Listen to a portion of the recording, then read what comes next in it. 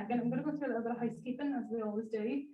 Just first, so you're very welcome here. If it's your first time here, you might not be familiar, but our toilets are just down the back of the room, and the final door on the right hand side. There's tea and coffee, water, everything, and we are delighted to have you here.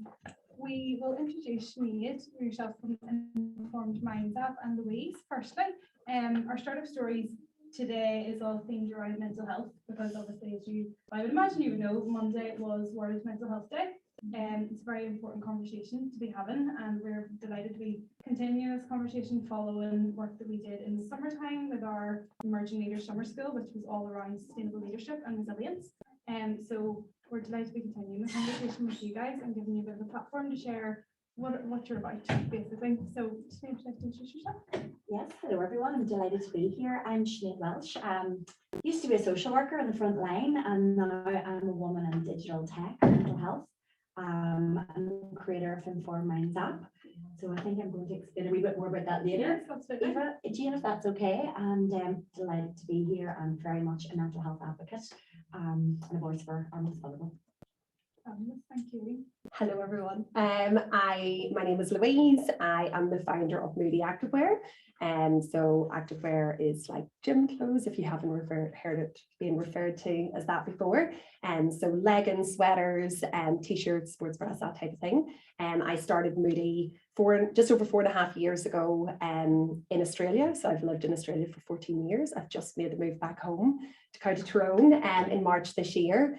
And that was very much based on my family, a move for my kids and husband, but also because Moody has actually been a lot more successful here than it was in Australia. So I started Moody to basically find a brand because I couldn't find a brand that supported a cause like really substantially. Like I could see activewear brands in the market that were doing bits and pieces like for good, but I actually wanted to like make a product that looked good, felt good, but did some good as well. So Moody actually donates 100% of its profits to support women's mental health charities.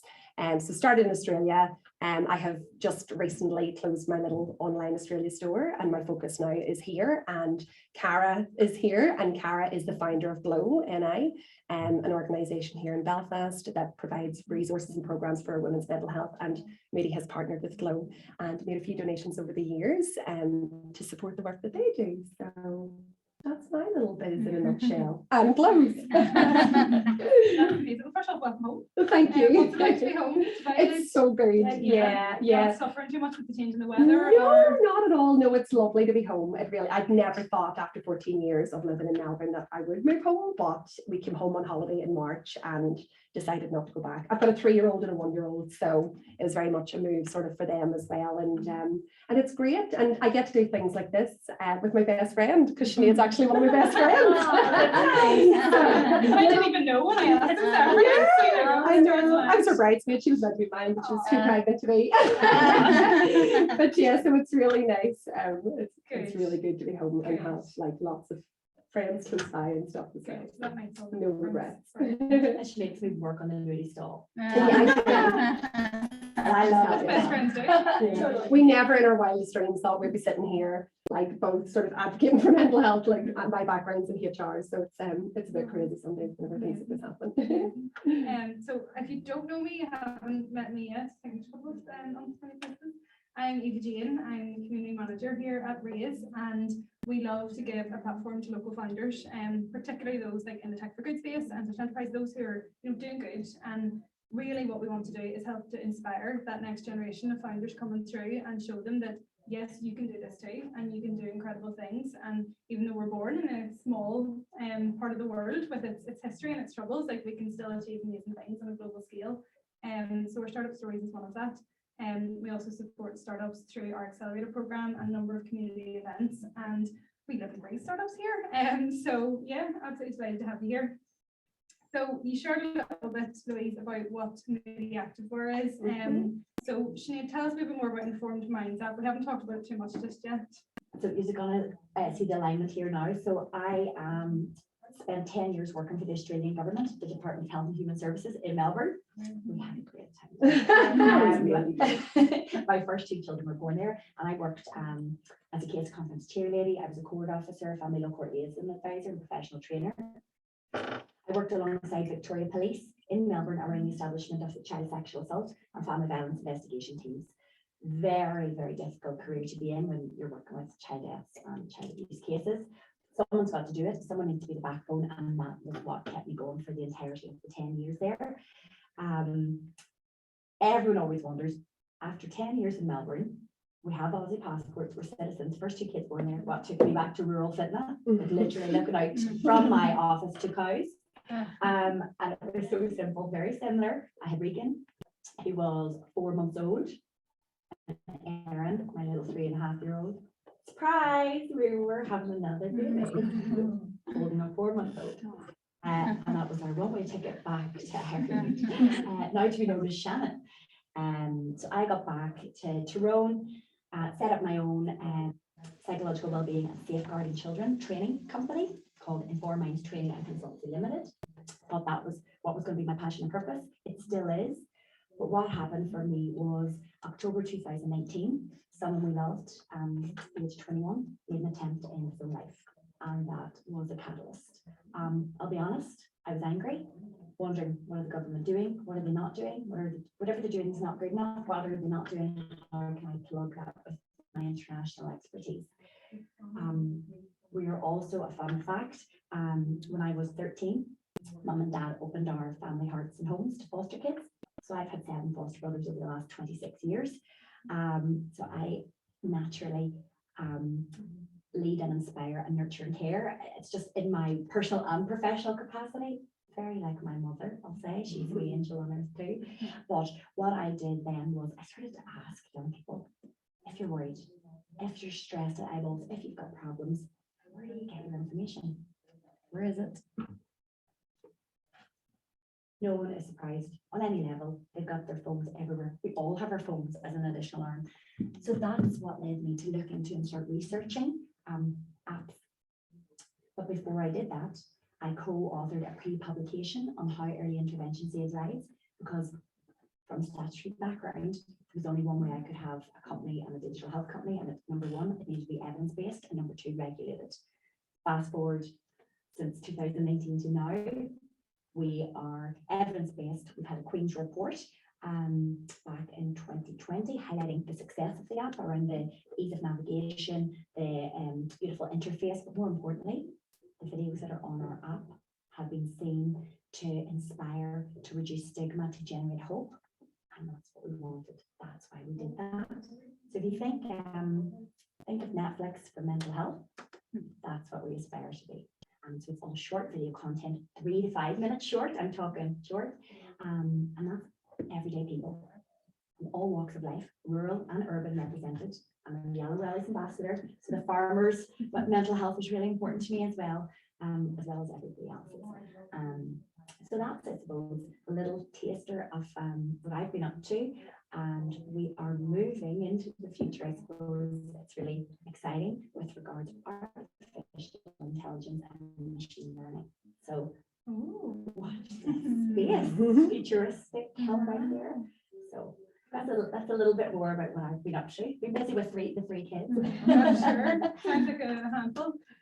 That's amazing. I'm sure it must give you such satisfaction when you're going to sleep at night and you're thinking, okay, what I've built has had a genuine positive impact on people. Like that's really, I can imagine what that would be like, which is very, very respectful, very admirable. That's brilliant. What do you find it being like? Now I have 2 questions, and they're actually for both of you. The first one is kind of around being a woman in tech. How have you found that experience? Have you ever suffered from the God forbidden imposter syndrome, or because I can imagine even myself coming into the industry, very male driven, it's difficult to, I suppose, hold yourself in some types of conversations. What has your experience been like with that? Well, I've had a few challenges. So being a woman, a rural woman away up in Tyrone, so not in the cities, and then a woman in tech. So all 3 of those have had independent challenges.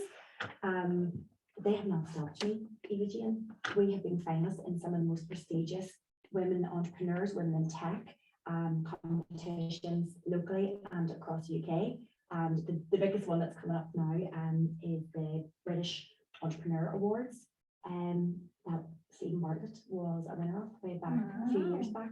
So, and the Women in Innovation and the Women in Tech, I have entered them all and been finalists or commended, trying to step up and be seen as a small tech business, a rural woman, trying to be seen leading the way in mental health and just breaking down those barriers and being a role model to my kids. Not just my two daughters, my son as well. I want him to see that Mummy's a go-getter and a change maker.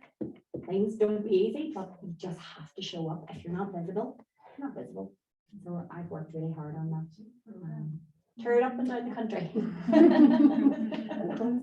Across the water, everywhere. Louise, you're Oma, isn't that right? I'm fitness as well. We're from the same time. Right, Yeah. okay. Yeah, we don't stray very far for friends. I think. But you've come into this today, so, what did you kind of find? I suppose it's challenging, let's say, you know, not going down the typical career path, and particularly coming from a rural background. You know, it's expected that people become teachers, they become lawyers, doctors, all that kind of stuff. And it's not, you know, the long worn path to become a founder of a company, and particularly not a company that's doing such good as the Tech for Good company with Informed Minds, but also giving back to young women. And that I can imagine, you know, mental health is somewhat still of a stigma in those types of places, rural, particularly in Northern Ireland. You know, what was the, I suppose, impression, you know, given back home, thinking, you know what, I'm going to take a different career path and I'm going to go out and do this for myself? Yeah, that is a great question. And admittedly, because I was in Australia, I started Moody there. And I honestly don't think I would have done it if I was here, because of the, I suppose, the expectations and, you know, from my family, friends, just because I had a career in recruitment and HR, and that was very much like, you know, a very normal path to take. I started Moody in Melbourne, where I was a very, very small fish. So I guess in a way I was kind of hiding behind that a little bit, and kind of like, if this doesn't, not that I ever thought if this doesn't work out, at least I'm away. But I think Melbourne just feels like the land of opportunity. Like I just felt like everything was possible there.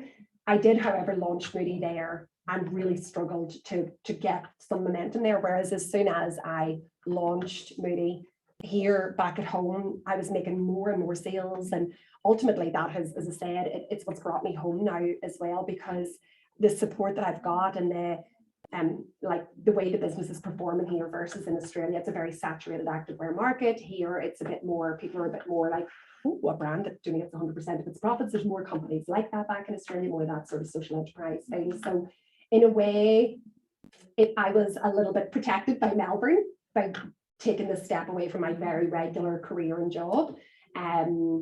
But now, and like, don't get me wrong, I still, like, even my dad will say, so like, do you think this is what you'll do like forever? And I'm like, nah, I'm giving it a red hot crack, Dad. Like, I'm not, you know. And he's just like, but you know, 100% of the profits, like, why are you not like, you know, why are you not buying a house? And I'm like, look, it's a very unique business model. He's not familiar with it. So I get that he's unsure about what I'm doing and how it's going to pay me and things like that. But it's about like just educating them as well, and just going like, this is a very, you know, it's a business model that allows you to run very commercially, but also really do some good. And, you know, it's not just all about like making money. Yes, I want to make money so that I can donate more to Glow and other organizations down the track, but it's actually about doing really purposeful work while doing something very regular, in that it's an online retail business, you know, and I love it. So yeah, sorry, long-winded answer as always, but yeah, it's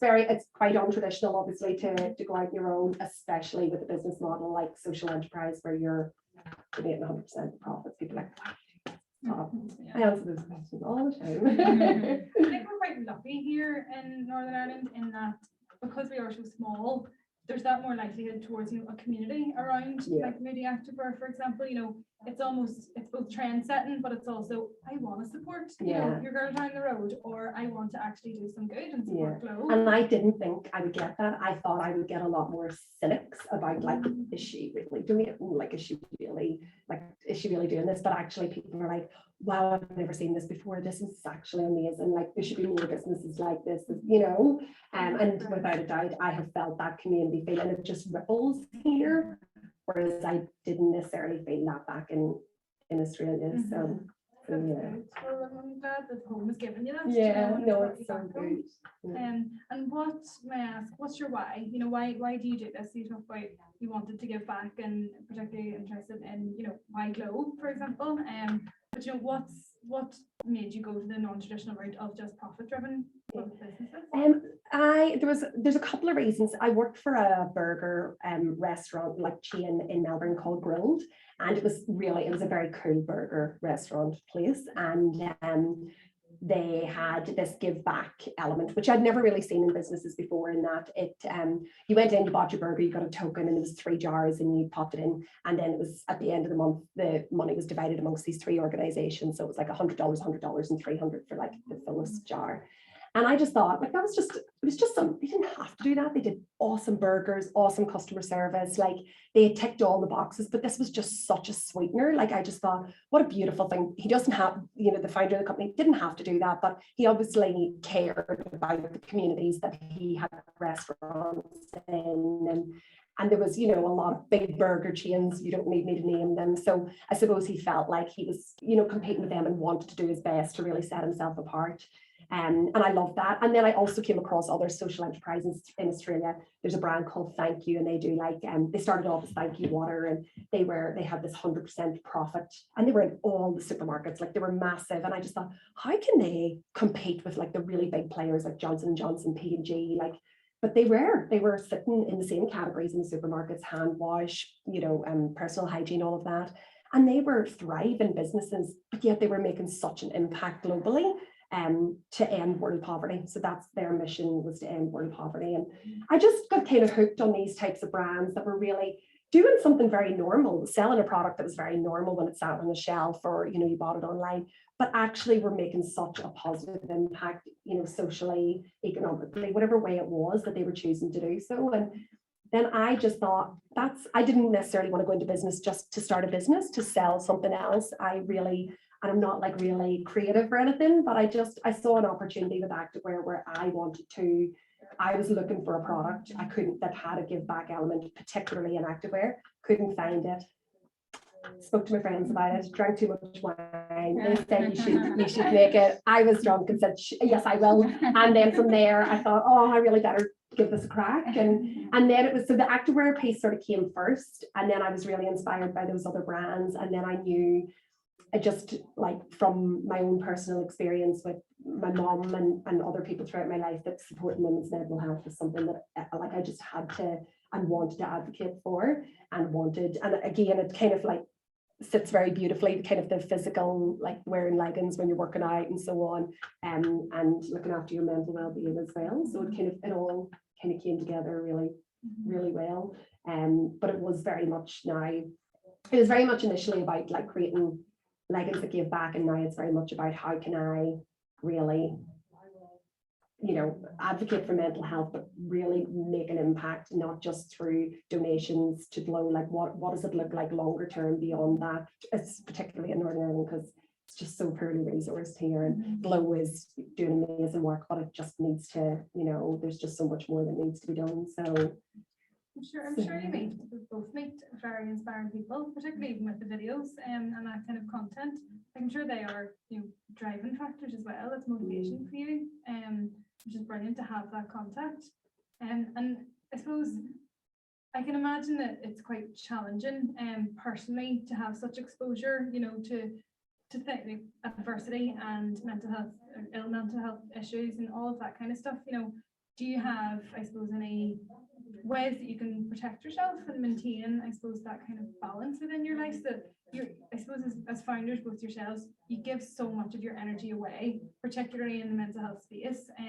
How do you kind of regain that and make sure that you are looking after yourself first and foremost?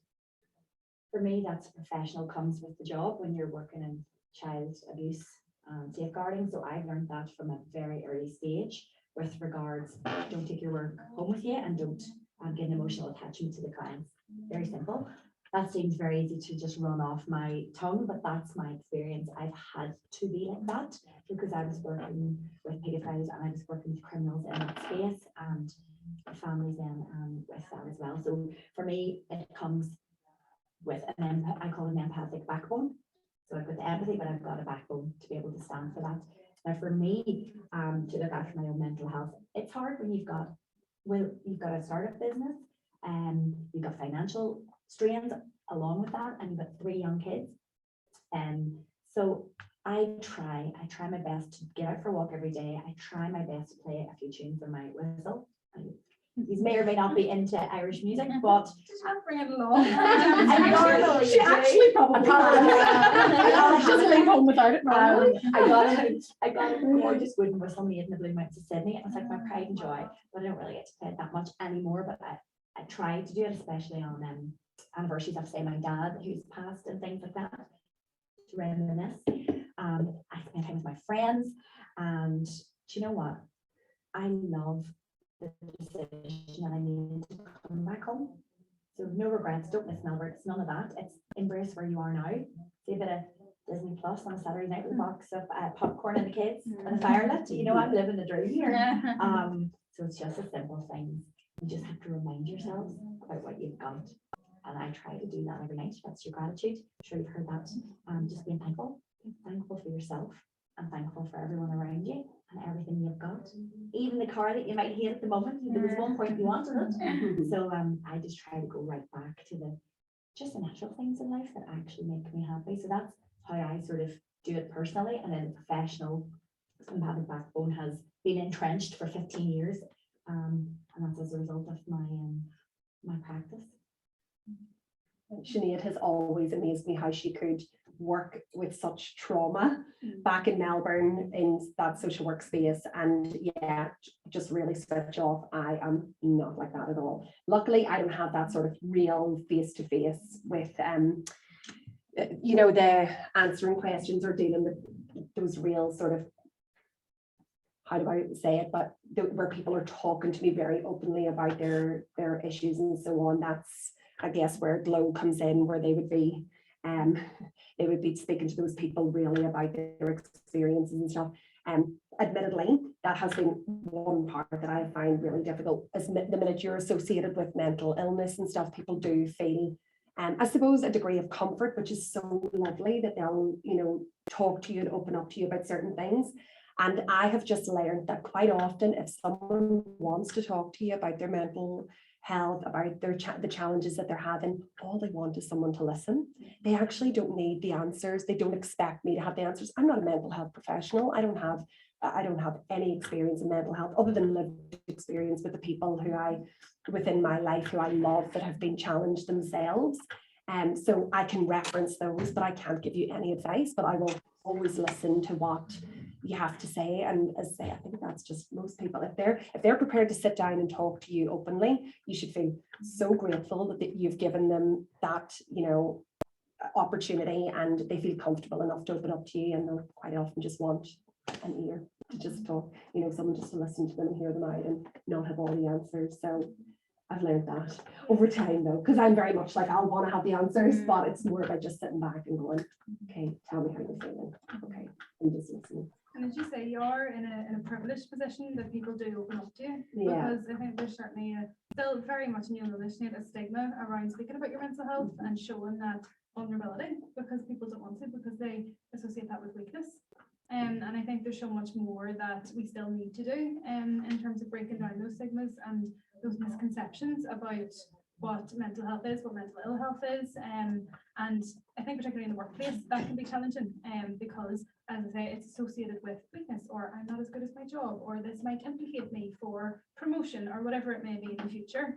So what have you kind of found, Sinead, from your experience and research that we can do better, I suppose, because really we are keen to just improve the situation and help people to open up and take away those barriers that mental health and mental ill health can create sometimes. Eva Jane, it has to be about education and awareness from the top down and the down up. And that's what I have learned in my time. I actually took some of the stories out of my app and made a TEDx talk that features on TED.com on stigma, on mental health, on why people, it's actually called What's the Point Talking to People Anyway? That I go through what's been talking to your family anyway. what's the point talking to your friends anyway? Or what's the point talking to professionals anyway? And I break that down a bit in that talk. And it's all based on the real stories and real people that feature in my app, including my own story. When I had to support someone I loved with suicide awareness and suicide attempts. But in the workplace, very difficult because it depends on your manager's level of awareness of themselves and their education on what are the signs and symptoms of mental health and mental ill health. And we're not very good in the workplace. There's absolutely a culture of failure, lack of productivity, all the stereotypes. Some people are doing great jobs. Some of the managers and the senior managers are absolutely, very much pivoting with regards. They don't just have an employee assist program now to tick a box. They're trying other things. You'll see lots of different, even menopause talks coming into the workplace now. Love that. A few of my friends are doing that and I absolutely think it's brilliant because we need to understand what's happening to us and what's happening to the women around us because it's significant. It's biological and psychological too. So there's a lot of work to be done in the workplaces, I would say, not just to be a tick box. And that's why we are now working. We have corporate clients that have subscribed to the app for their employees to be an extra lovely way for them to signpost to other supports, which was brilliant because that wasn't our initial target audience. Our initial audience was students because as a result of someone that I loved, and it's organically pivoted into the workplace because, well, whether you're a student, whether you're in the health sector or whether you're in corporate, we're all just people and we all do have mental health. So you need to start talking about it and get people in and doing little workshops and activities and exploring that. Some people will hate it, but maybe learn something small about themselves. Other people like me will embrace it and talk and wear their heart in their sleeve and be open to seeing how I can take control of my own mental health. Because it's not down to your employer either to just help and support and change your mental health. We have to do it as adults and professionals ourselves as well. So it's a bit of work to be done. We're glad to see there's small progress being made. Good. We recently had a talk. It was a deep dive on diversity in the workplace. And the message that the founders we were speaking to then gave was to lean into the existing resources that are already out there. You can't know it all yourself. You can't do it all yourself. And I feel like it is the same case with mental health. The onus, certainly, there is a duty of care coming from the employer, but at the same time, it's all about using what exists there, like the Informed Minds app, so that you can direct people the right way without having to put too much time, resource, and effort when you don't have it.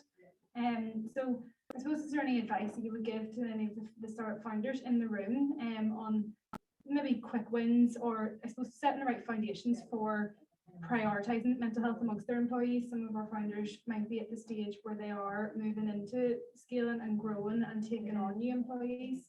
Yeah, really important to have, I would say, mental health policy and have that in place where you actively are saying, we're going to talk about this.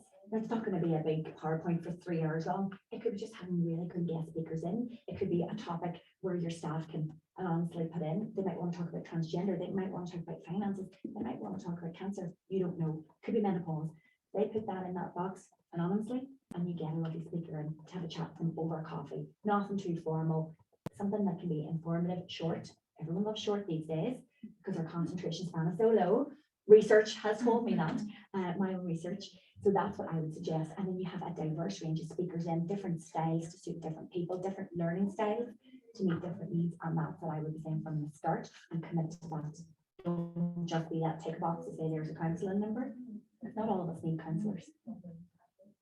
Some of us just need to be heard. Some of us need to be aware of where we're actually coming from and our own root causes. And you can do that through little coaching assessments and personal development assessments. So there could be tools out there, as I start with mental health policy, just something that's tangible but impactful and not just tick a box. Thank you. I think there's lots that we can certainly take away. And as founders, really what we are encouraging our community of founders to do is to set those right foundations from the offset, whether it's in terms of your own personal well-being and working in a sustainable way so that you don't burn out in 6 months' time when you really get into the swing of things. But likewise with their teams and really creating the right, I suppose, supportive culture and environment in the workplace is so key. Because these are the founders of the future, and if we get it right now, that's then what will be the lasting impact as we go through. Absolutely. Very good. Louise, what would you say, and we're doing a bit of a turn now, is your biggest learning from going into business? So your background was in HR recruitment, is that right? Yes. Yeah. Obviously lots of applicable learnings from that, but Mhm. is there anything, I suppose, you wish you could have known back then, or anything that you've like majorly taken away? Do you mean like as in the job, like my job, So or kind of learnings from being a founder of Yeah. Moody Activewear, is there anything that if I had stopped you in the street 6 years ago, whenever you said and said, here, just to let you know, it's a good idea to do this. Yeah. Something that you've learned now Yeah. that could have maybe changed the path. there's so I know just because there's a lot of like sort of personal things that I, with hindsight, such a great thing, like what we just talked about. I guess I didn't realize that when you start a business, how big a toll it takes on you mentally and emotionally. Like, I think the biggest shift for me was going from a job that was very transactional, recruitment, you fill jobs and blah, blah, blah. And, it's very at the end of the day, you can close your laptop and be like, fill 4 jobs today, great job. And whereas when you have your own business, you're actually, it's all consuming. Like you literally, like I think about Moody morning, noon and night. I had 2 babies in the time that I've had Moody, and I've never had mat leave. Like there's just so much, it's all consuming.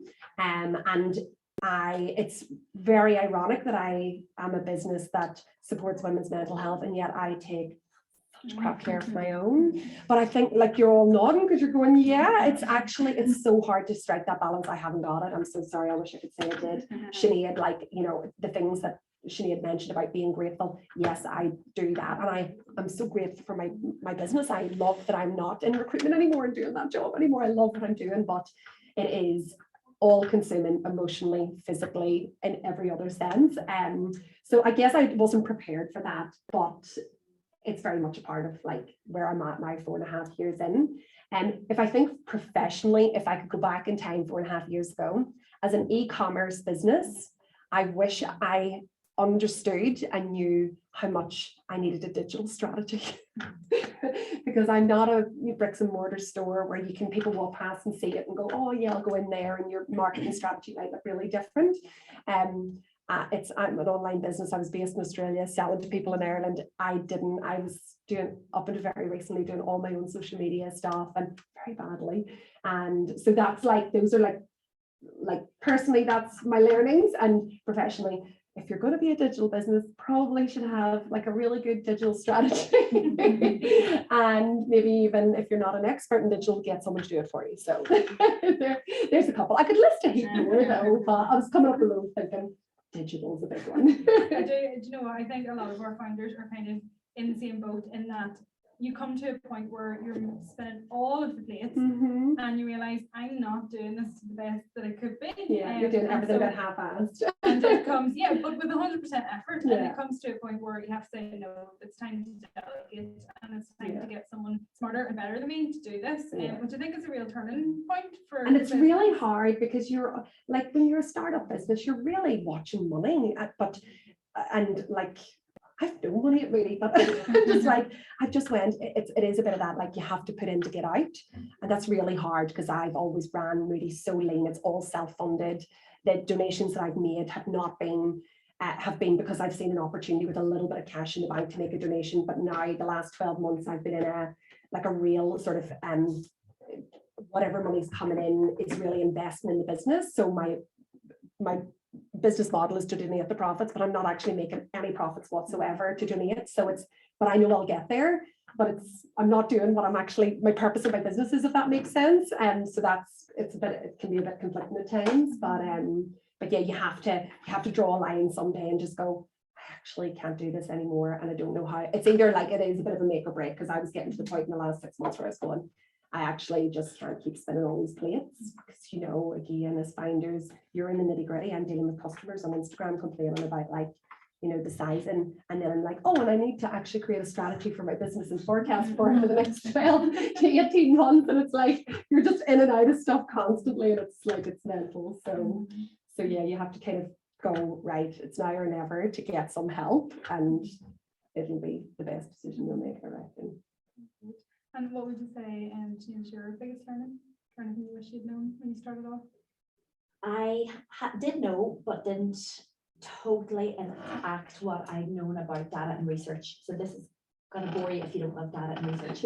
So for any startup, you need to be able to show impact, and that's all about your data strategy and your research. So that's why we got Queen's University in at the start, to be seen as a reputable research university and doing a piece of work on our brand, which was great. So we had our logo, their logo, smart move, yes. And then we had our own publication, which was our own research.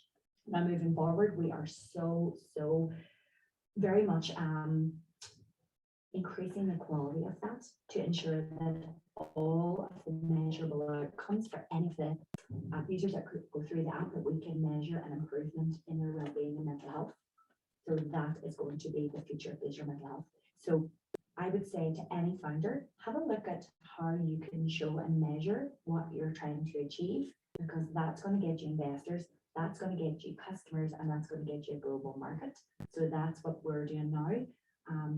So I know it's a bit boring, but that's a really smart business way to think from the start and carry that right through. Absolutely agree, and that's exactly what we teach our founders, that data capture, the right data capture from the start is so key. From telling the story to proving the solution to investors, to customers, whatever, it is so key. I think when you ingrain that, when you have that mindset from the start, and although we seem to be fair, you have to think about diversity, you have to think about mental health, all of these different things. It comes with the territory of being a founder, is to do your best with the resources you can to get it right from the start. So what's next? What's next for Informed Minds? We are flat out filling out applications for grant funding, Innovate UK, Women in Innovation, you name it, we are filling those out. It's like a piece of research in itself, because any claim you make, you have to evidence base it. So soon we'll hopefully be able to announce that we've been successful in something, and that's going to move into artificial intelligence and machine learning in the future. And then the next application will be in relation to hyper-personalization, and that you take control of your own well-being pathway. So it's like you'll get to do some interactive stuff in the app and score a few things, and that then will link up with which vlogs or videos we recommend you watch, and which well-being tools and tips and techniques and secrets that you can use for yourself. Very exciting indeed. And what about yourself, Louise? What's next for Moody Activewear? Word domination. Word domination. I know, and it feels like I've taken a little bit of a backward step, because I had my UK store and then my Australia store, and I've just closed it because I really want to focus here back at home. But yeah, it's about new product development and growth. Moody is, as I mentioned, self-funded.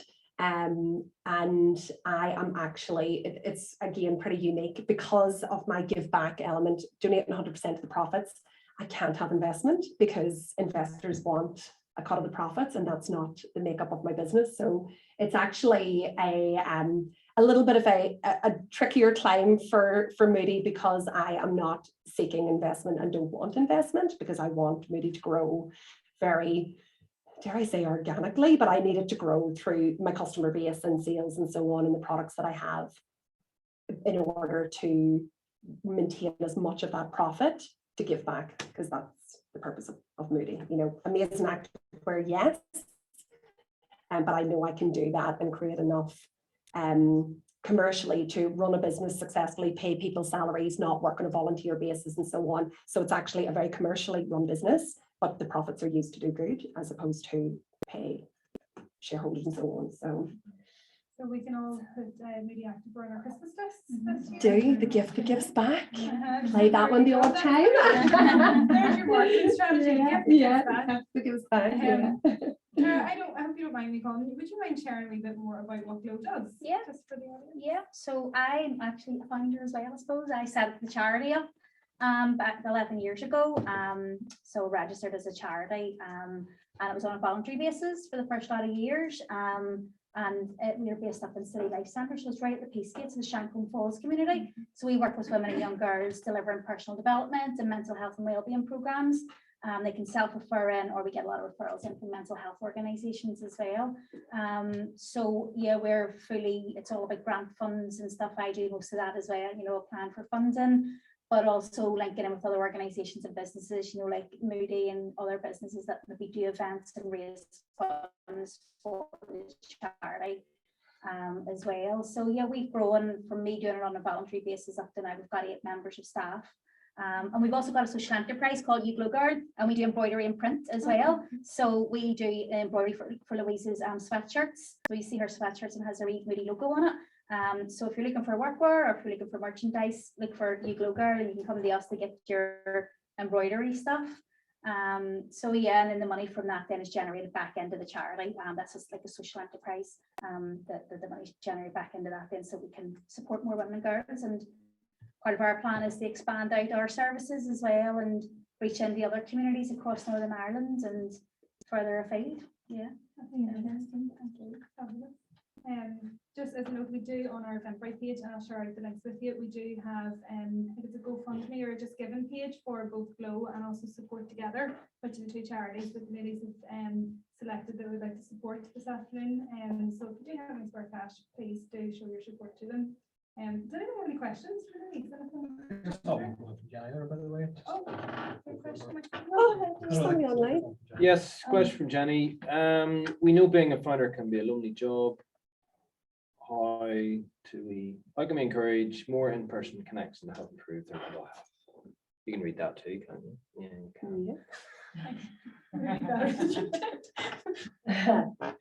Do you want to answer that? So really, like, you know, and this is why we do things like this. And then Pamela, for example, will know, because Pamela's part of our Emerging Leaders Summer School, to create that connection of having people in the room after 2+ years of isolation and loneliness. And it can be really strange. If we all come in today, like, do we fist bump? Do we like, what do we do? I'm always going to hug. Yeah. How can we encourage Super people, you know, when maybe they are still feeling a little bit maybe uncomfortable or not used to it? How can we encourage people to get out there and start to create those connections and look after themselves?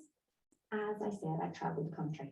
So when I can, if I see an event coming up, or if I see a nice guest that I want to go to, or networking events are grand, right? But you want to actually get some business and customers interaction. So be smart about the events that you go to and your purpose for going, and do your research. If there's people that you want to talk to that are really kicking goals in your industry, find out what they're doing, find out where they're speaking, and go along. You'll learn pearls of wisdom, and you might end up befriending them, or they might want to support you in different things. So I make sure I now know where to go by means of a business opportunity and business speakers, because I used to go to mental health talks and other talks where maybe I was learning things that I already knew or things that I already was sort of good at, but the business end of things all new. So the more time I spend with inspiring people who are way more successful, way more knowledgeable than me, the better. And I always say, if you're the smartest person in the room, get another room. You want to always be listening and talking less, because that's where you're going to get the gold and be like, I never even thought of that. So that's what I would say. Find out who inspires you and who's killing it in your industry, and start following them.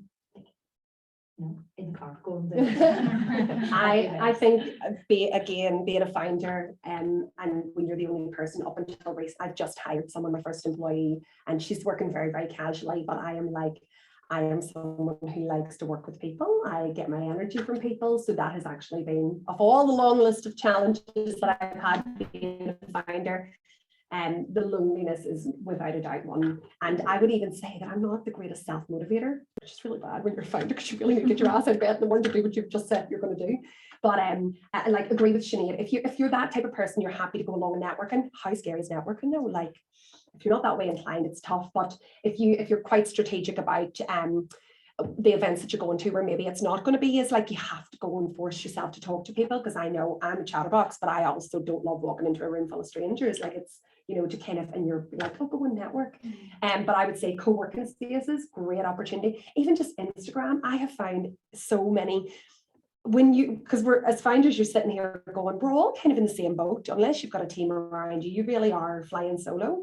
But sometimes I listen to podcasts, and what I'll often do is reach out to someone, because there's a lot of Northern Ireland entrepreneurs and founders and stuff, and I'll message them and say, I just listened to your podcast on like the Dig podcast or whatever, and I loved what you said about this. And then we'll just exchange, because they're sitting at home on their own too going, oh, this is lovely, I have someone to talk to. So that can remove that loneliness, and then it might turn into like a coffee. And I've done that where, someone who's got a business that maybe isn't the same as mine or is the same, and we've just caught up for a coffee, because we've just made that connection through social media, which is very safe because it's kind of behind, but yeah, without a doubt, if you can get out and network and see people who are going to add value to you and your business, like go together, that's a great way. And it does give you that feeling as well. It's like with mental illness, you can feel very alone. When you're a founder, you can feel very alone, like you're the only one going through the challenges that you're going through. But as soon as you start talking about them, it's like everyone's going, yeah, same, it's tough, it's really lonely, you're awake at night, you don't have any money, you're not getting a wage, blah, blah, blah, you're trying to juggle kids and so on. So I would say it's my hot tips. I've just remembered something as well, significantly important. So the first thing I done when I needed help was I reached out to a student. So we had one student ambassador in 2019. I now have 77 ambassadors and an expert panel of advisors who are all volunteers. So all 400 blogs in my Inform Minds app are given out of just support with one common denominator and cause that maybe sharing their story will help someone else. So people are interested to support what I'm doing. I wasn't able to employ or hire at that point. So I actually forgot I have over 400 content providers that are just wonderful human beings, expert panel advisors of actually now 9 who are experts in the field, again, who just are supporting me to make sure that all the content's okay to go on if it's not my expert field. And then the incredible ambassadors that I have student ambassadors and multidisciplinary professional ambassadors who are volunteers in my community.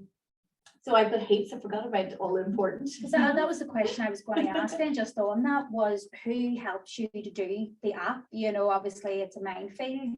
So is this all volunteers that have helped you do that then, or professional people? And network. Yeah. I literally myself. See, remember I said I initially placed myself in the space of mental health. So I sat on committees like the British Association of Social Workers Northern Ireland Committee as a specialist there. I was maybe a safeguarding officer for the local Irish music and cultural cultus, and then maybe I was a safeguarding rep for the church as well. So I was putting myself in all these places. I went to mental health first aid training, met loads of lovely people there. I joined the clinical entrepreneur program, phenomenal. Women in business, different bits and pieces where I was positioning myself and growing that network from 2019. And then see when people start to see and understand what you're doing, they start to say, I've got a story, I could help. I'm a psychotherapist. I could do a 3 to 5 minute vlog, no problem. Or I have students saying, I see your other student ambassadors on LinkedIn, I'd love to help. I'm at Ulster University, Queen's, Southwest College, whatever it's going to be, and I'm thinking, this is brilliant. So I'm managing people in that respect, and trying to nurture all those relationships, which can be tricky too, because it's going so fast. There's so much value in the power of network, and even going back to what you said, Louise, it's not just about people who will add value to your business, it's also just about those shared experiences. It doesn't need to be, I'm walking into this room with the object. Now it's great to do that, but it's not necessarily I need to find a developer or I want to find someone to help me. It's really, and that's kind of what our ethos behind Raise is, to connect the right people that are going through similar things so that they don't feel so alone and they can learn from each other's experiences, mistakes, all of that different sort of stuff. So and it does take you out of your comfort zone, but it's something that you do certainly need to do. I see a hand. Yes, Granya's got a question. Hi, Grania. Granya's She's on, yeah. Can you hear me okay now, folks? Are you? Yes. Okay. How are you? Hi, girl. Yes. Sorry, I was hoping to be down there today. Guys, I wasn't able to make it, but Sinead, I've connected with you online in the past. First of all, I just want to say happy belated birthday. I believe you had a big birthday at the weekend, had you? Fabulous 40s squad. You've been watching 21 social again, media. 21 again. Here, guys, no, this is brilliant. This is very, very useful. I'm at the very start of my startup journey as well. And it's very apt, you know, when you're talking there about, you know, it can be a lonely journey, all right, when you're, you know, you're working your way and you're doing everything. You have to multitask and be able to, you know, network and get out and speak to your customers, etc., you know. But Sinead, you mentioned there about resources, right? And those students. And, you know, I think that's very, very interesting. How did you actually access those guys? You know, because I'm thinking from in terms of, for my own business, in terms of, you know, helping out with research and that, you know, it would be great. I'm thinking if I was able to access, you know, guys who had an interest, say, in my line, you know, to be able to access those, you know, the help and the resources that way. How did you go about doing that and getting that help? Sonia, are you thinking about the Queen's research that I got done? Yes. So the likes of, yep, I can tell you exactly. So it was my network on the British Association of Social Workers Northern Ireland Committee, there are 17. I asked one of the professors at Queen's to give me a warm introduction to Dr. Paul Best, which he did. So Paul specialises in digital mental health, and I thought on point. And also Dr. Colin Walsh specialises in masculinity, violence and trauma. And you know what I done? I applied for an innovation voucher through Invest NA. Right, I was able to pay, so you pay back on that. So they got paid as independent researchers to do that research for me. And it was lovely because they found the participants for the research, and we put out just a call for anyone who wanted to participate in like the focus groups. But it was all part of that innovation voucher, and you end up paying the VAT, which is about £1,000, and 5k goes into it has to be a university or a college, you know, to do the research for you. So that's how you end up getting a nice, credible piece of independent research. Brilliant. That's how I did it. Yeah, that's great. On the innovation vouchers, because we would know quite a few founders that have gone down that route and found it very valuable. So yeah. we done with like Belfast Met, the colleges and all of the universities, right across, I believe, right across the UK. Michael, I would be right in saying that, or is there a similar scheme in the UK? I know that Leanne has used. I think primarily people use local ones, but I think we discovered this week people have been using UK universities, so there you go. We'll look into it. Massive pool. Brilliant, thank you, folks. Brilliant. In the room, Sarah? Louise, yes. How did you go around kind of sourcing your suppliers? Were you very much conscious that your suppliers, you kind of wanted them to also kind of be like a social enterprise or give back? Yes. What's your name, sir? Laura. Laura, I was just thinking about this coming up the road actually as well. It's a long drive from Fitna, an hour and 15 minutes, so I had a lot of time to think. And I was actually thinking about, you know, whenever I started Moody, I had this idealistic view of I would have a factory that was manufacturing the activewear, and it would be women that maybe have struggled with their mental health and not been able to hold down a job.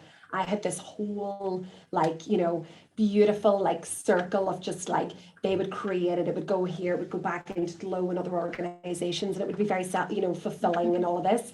The reality of it is the manufacturing industry doesn't really work that way, and I tried really hard. So I spent over 2 years trying to find a product. So the Glow produced the sweaters that Moody sells and the t-shirts, but the other products, the leggings, sports bras and things like that, are manufactured in China. Some people really turn their nose up to that, but I'm like, you try getting a manufacturer in Belfast or Melbourne, it's a dead industry in these places. So I had to go and find a really credible manufacturer in China. And in order to do that, there's millions of manufacturers. So I did go through quite a few, and I was like, I'd love it to be led by a woman.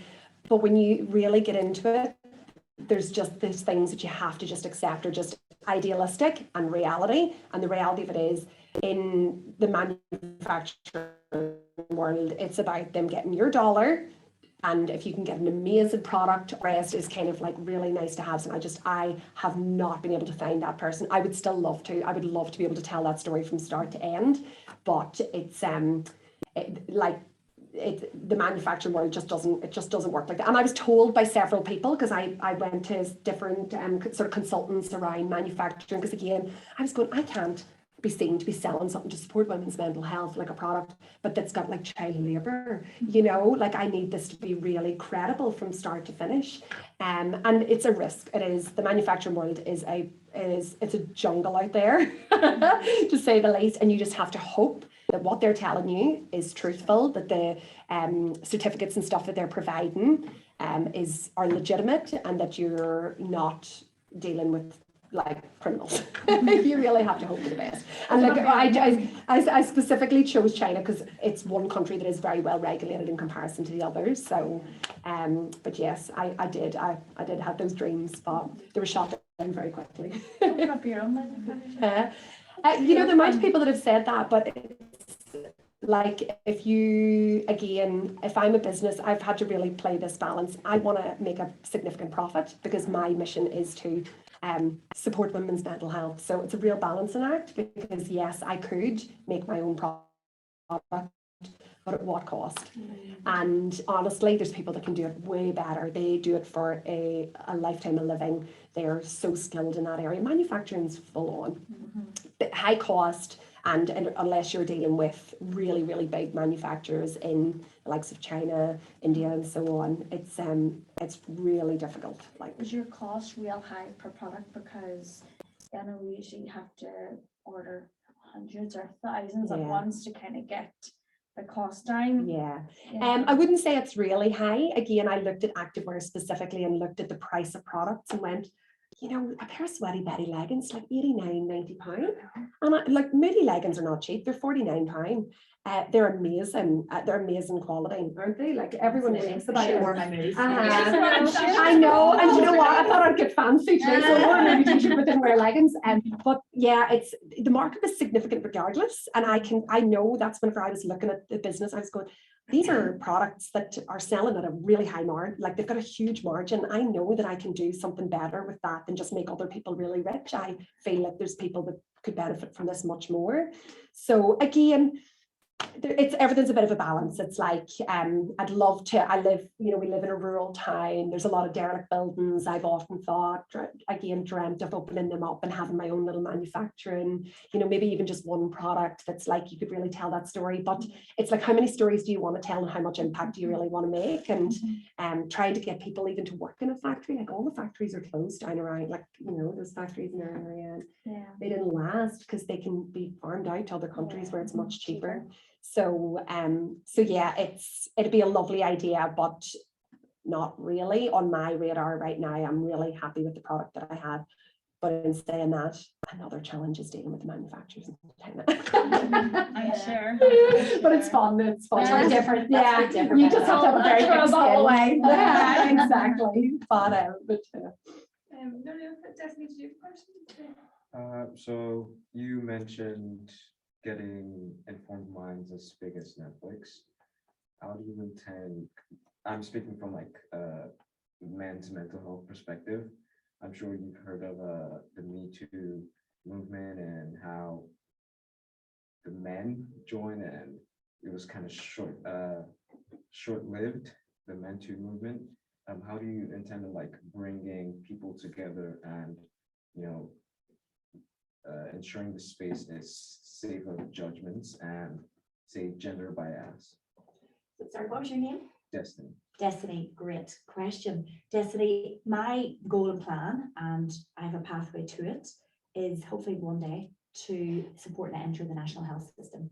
So we see Inform Minds Act, yes, it's full of videos at the moment, but it's going to be a lot more than that. And we have videos from different intergenerational ages. We've got diversities, we've got lots of societal taboo topics in the app. What we say in Inform Minds App is we go there and we address them and we talk about them. We've got Men's Matters, we've got LGBTQ plus issues, we've got farmers in there, we've got different multidisciplinary professionals, all different styles. And so we are very, very aware of our equality, diversity, and inclusion element. And because we're a digital regulated app, so 85% of the apps out there are not regulated. So we are ORCA approved. We scored an awesome 85% in our review, and I'll never settle with that. We'll always want to improve that. And the more we learn, the more that we can improve with regards accessibility. We're adding closed captions to make sure anyone with visual impairments, etc., can access it. Eventually we'll go to different languages. I already said that on day one with the app developers. I said, I want this to be exceptionally inclusive and go global. So for us, I've been working on this since 2019. Today, you're hearing my success stories. I'm sitting here telling you about the real sort of success element, but there have been so many doors slammed right in our face all over the place in Northern Ireland, Ireland, England, Scotland, Wales, Australia, where people have said, no, thank you, not yet. Or they've said, no, thank you, please do this. And then I know then where the standards are. I know then what the evidence base needs to look like. I know what a pre-publication needs to contain. I know what to put into a TEDx talk. I know what to put into my book, because it's all referenced incredible. So for me, I suppose to answer your question, I won't stop until it's supporting us all. And that's, I suppose, my commitment and passion to what I'm doing, because if I stop, I'll stop and it'll all be over. So the key is don't give up. And when you hit the wall or someone gives you advice, when you hit the wall, ask why, and they'll tell you why, whether it's you're too small, you're too big, you don't have enough issues with regards male or masculinity. You know, that's what I do. And I even say every customer I speak to, you know, what do you need? What is your biggest worry? And that's how I know what to contain in the app. Because then I write a list of things and I say, right, I will find the people and the professionals to address that. So the vlogs that we've upcoming are on male obesity, stammering, menopause, and cocaine, because people have asked for that. So then I put it out to my network, and that's what we do. And we always keep it live and fresh. I think that's going to be key as well. So I suppose that's the best answer I can give, is that I hope one day we'll be the signposting resource of choice, whether you're a patient at the hospital, whether you're a student at university, or whether you're an employee at work. So I've got a second question, if you don't mind. Of course. So it's clear you understand the problem and you've kind of mapped out the path for success. So has your meaning for success always changed, or is it just, has it always been the same? Definitely, it has changed. Okay. So I suppose for me, success can be whatever it is to you. Okay, so at the minute, for me, success needs to be impact and measurable outcomes. I want to know with proof, with the data and the data analytics, that we are actually helping people. The research shows it does, but I want to know that my tool, my product, my Inform Minds app actually does. And for me, that would be success. So the customers are great, but I need the customers to get the data to understand what's working and what's working well and how to improve it. So I think for me, success at the minute needs to show impact. So you need the customers to get the data to show the impact. So for me, that's what I'm working on, to show that it works. And if it's not working, why not? How can I make it better? You know, especially moving into that space of artificial intelligence, it's like, right, what do I actually want that to achieve? I want people to feel better. So how do I prove that that's worked? David, did you have a question? Yeah. So, Sinead, I love that whenever you mentioned about data and analysis and such pointers, keeping their looks. We actually have a Marty that's going to be giving a talk on how founders actually do that. So it's a good point for that. But I wanted to just ask you about, I work a lot with non-technical founders and technical founders who are building startups and tech products. Like, how did you go about finding the people to build your tech product? The same sort of for yourself. And just in terms of like e-commerce and stuff, how did you go about finding like tech people to work with? What's that process like? Research again. Well, first of all, ask for recommendations of your network, people that you know, but don't just sit and go with one person. I had 3. I had a particular college that was doing a piece of work for me with an innovation voucher, but the brief was just not met. They were so lovely and so supportive, but when I went to look at the demo and look at what was produced, it just wasn't what I had envisaged. Now that could have been a communication error, or that just could have been there was not near enough money in that innovation voucher to get my dream. So that was a good learning experience, David. Didn't work, completely failed, back to the drawing board. I then nearly slipped into a really, really dangerous place where someone was going to let me white label their app, which meant I would rent it for the rest of my life. I would known it. No intellectual property was mine. I'd be renting it forever. And the more users I would get on, the more expensive it would be. And now that was going to be a quick turnaround. They were going to have me an app within 2 weeks. Well, I was supposed to meet them on the Monday to sign the deal and do it. And my intuition and my business network had just went, you need to own it. It needs to be yours. You need to have the legal and the intellectual property rights to everything in that app. So the guy was raging because I had just cancelled. He thought he was on to winner, that I was going to rent it for the rest of my life. And he hasn't spoken to me since. Sorry, it's business. So that's another tip. You want it to be yours. So be careful if you're working with even universities or anything else.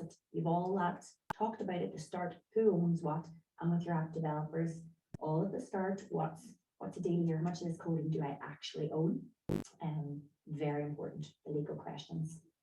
Do your due diligence more than anything else. Absolutely. And consider what options right for you. The event that you mentioned is next Thursday, and it's really focused on anyone that wants to build a prototype to get that market validation.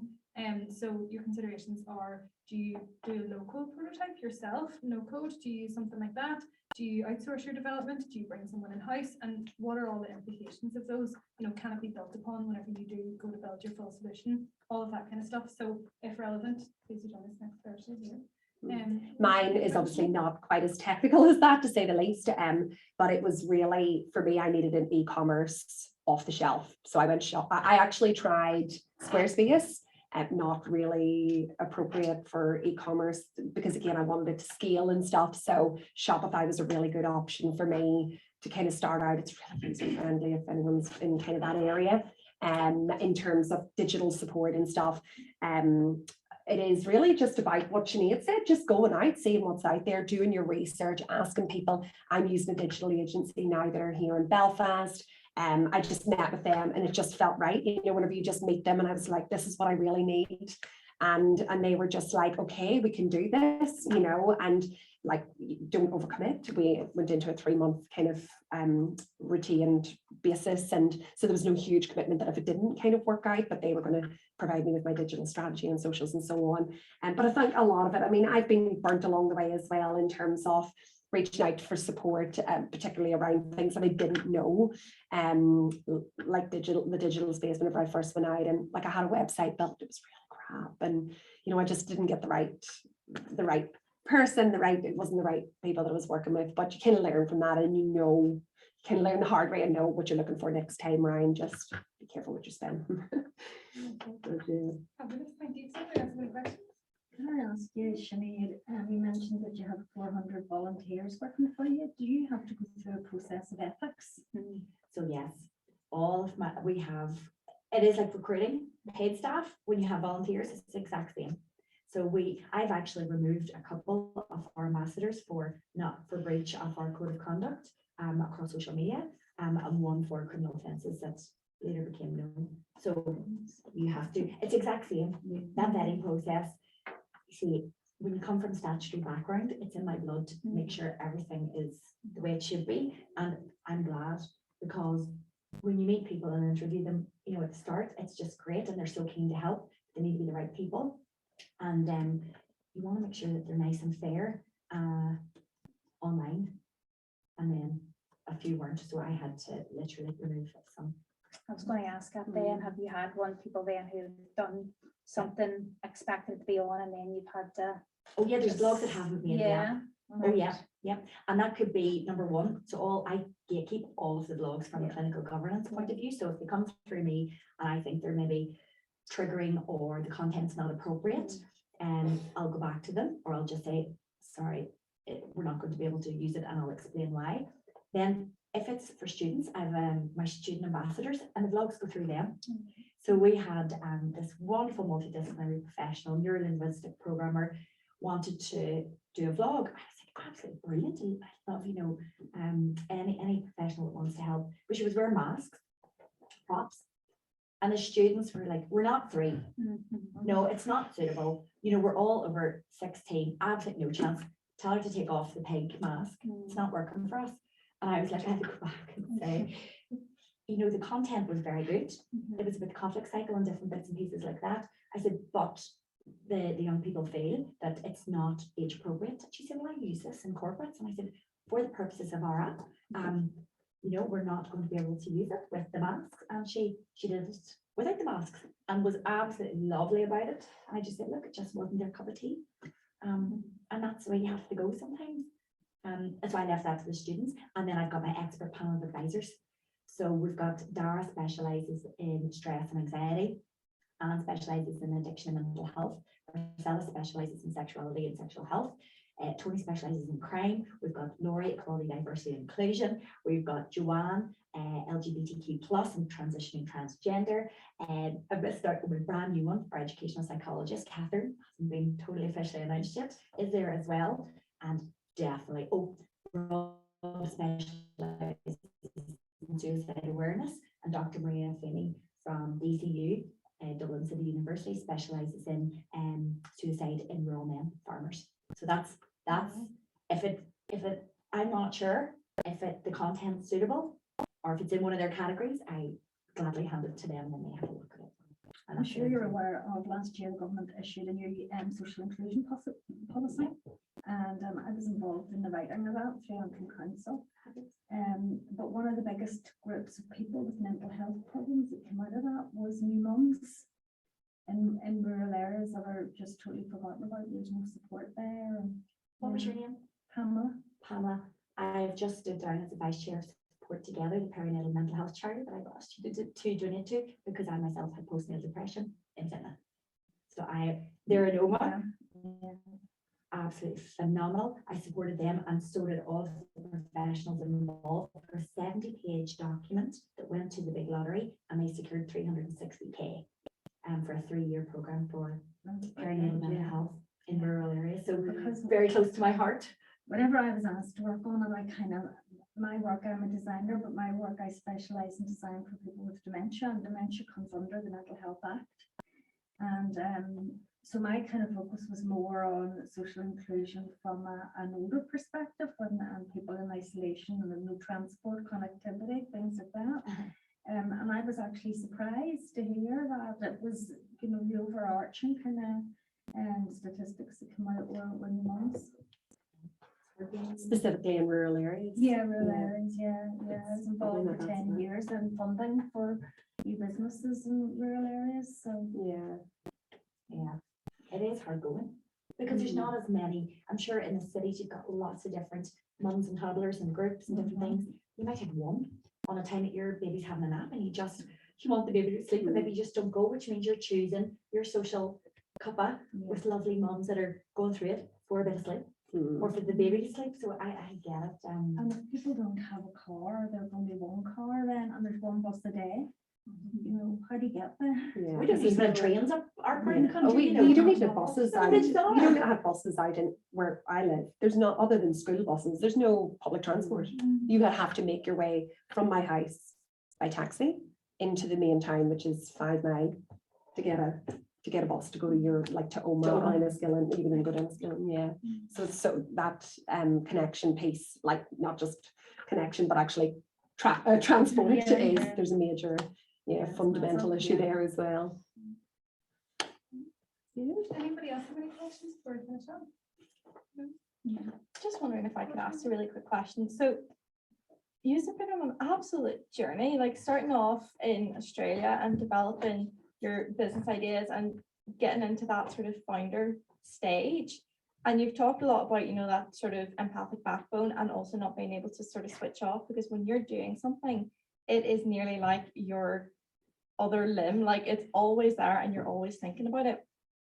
Where do you find the resilience to keep coming at it and to try and make it work when you're trying on, for example, different app developers for size to see if you understand you, or trying to find the good supplier who actually can make what you want in a good quality? Where do you get that resilience from? I feel all the time, right? And that's why I succeed.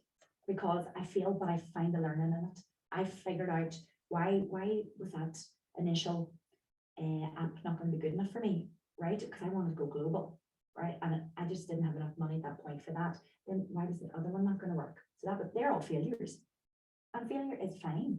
I absolutely embrace that, but I have to figure out, why did that not work? Why did people say no? What did people want? I need to ask questions. Like I've cried. I'm human. I've like wished I won the lottery and all sorts of stuff. Money can be a big issue when you're starting out. You know, my phase 1 was self-funded from my Australian funds. Phase 2 then is from a grant that we're getting, and phase 3 hopefully from more grants, and then phase 4 hopefully investors. So for me, I understand that I am going to meet a lot more challenges. I face lots, but you know what? You feel it. If you need to cry, if you need to reach out for support, that's why you need a network, not just big high-end business network. You need startup network, so they can get it, and then you can meet for a coffee, or there might be 1 or 2 that you really engage with and you just think, can I have a chat? This has all went downhill again.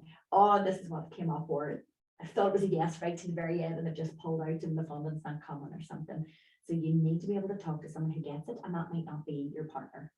So if you have someone at home that maybe has a job or has an income stream and they're wondering where's all your money, it might be somebody else that you trust, just in the family or friends space. So I talk about things a lot. You can tell I do and I are best friends. We just talk for hours about stuff. And sometimes we don't have the solutions, but we just listen to each other. And if we can connect and support each other with something else, we do. But ultimately, I just listen because I don't know much about, you know, her e-commerce and stuff.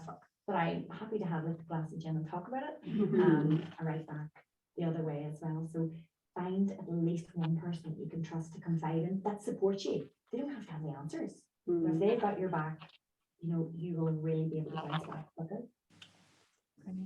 For me, resilience is like, I think we all know what resilience is, but the reason I keep doing what I'm doing is partly selfishly. I don't want to go back into the rat race of work. I've come this far now. I'm not going to give up the absolute blood, sweat and tears that I've poured into Moody to stop. Now I say it nearly every single day. This is too hard. I actually don't know if this is worth it. But then I go, really, what am I doing? Why am I doing this? And I'm doing this because I have seen a way that I can actually make a small difference in the world. So that's really big, you know, and that's really important to me. I really want, I have no interest in developing an app. That's not what I want to do. I saw activewear, which is, it's only leggings. So some days when things get really hard and I'm really feeling like, you know, people are giving me grief about something really trivial, I'm like, it's only leggings, you know, this is not life-saving blood, it's just a pair of leggings, but at the same time, it's just a pair of leggings that can really make a big impact when it comes to women's mental health. So I think I really stay focused on why I'm doing it. And like any founder, you'll all have your different reasons. Mine is very much focused around, I see this as a business that can inspire other businesses to do the same thing as well. Like, this isn't just about Moody selling activewear to give back. It's actually like other business, I hope, look at this and go, oh, we can run really commercially and give back and support a cause that's really meaningful. I suppose there's lots of things that I see Moody it positively impacts, not just selling a really great product and making money and donating that to women's mental health. So it's kind of like, personally, I don't want to go back to working for someone else.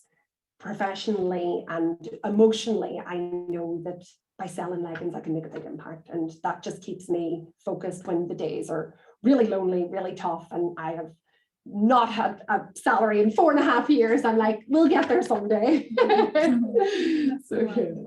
Love that, and creating that culture for others to follow and show that you can do it. Yeah, because people are surprised by it. They're like, I don't get this business model. I'm like, you'll get it someday. I see you have your hand up.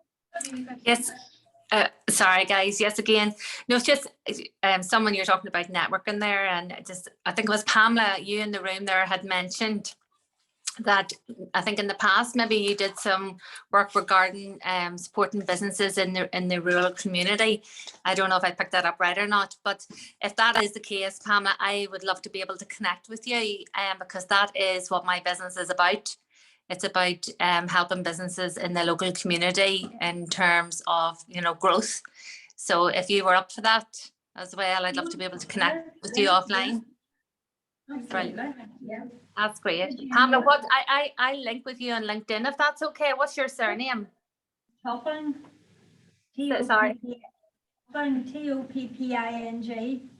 Brilliant. Thank you. Lovely. See, this is Thank what you, I'm here guys. for. Yeah. Like, this is exactly what we're here for. That's amazing, ladies. Thank you so much. What an inspirational story. I mean, we can all feel it in the room, the passion and the drive of why you do what you do, and you can see the impact from it right across society here, Australia, and like one day worldwide it will be, which is amazing. So thank you for sharing your story with us. I really appreciate it. Thank you for having us. No bother. I have two things to mention to you, which I think will be certainly of interest, particularly to any founders in the room. So we've been talking so much about connection and the power of that, and having someone to bounce ideas off, you know, shoulder to cry on, someone to have a glass of wine with, whatever it may be. We have a nice Slack community, which is exactly for that purpose.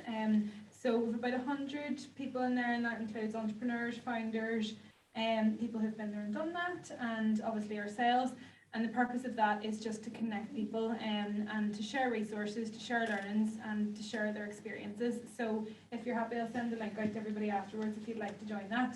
And one other thing that we're doing, which has followed on from our Emerging Leaders Summer School that I mentioned earlier, is a pause newsletter that we're starting to send out. So this is really to help founders to stop and take a little minute and reflect and reset. So we're going to send that out every month.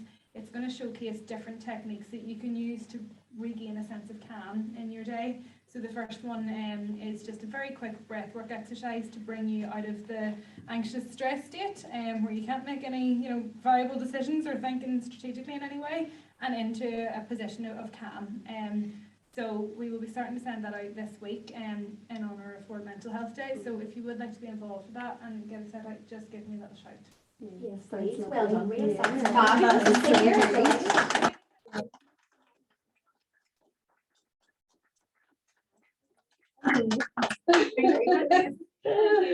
you.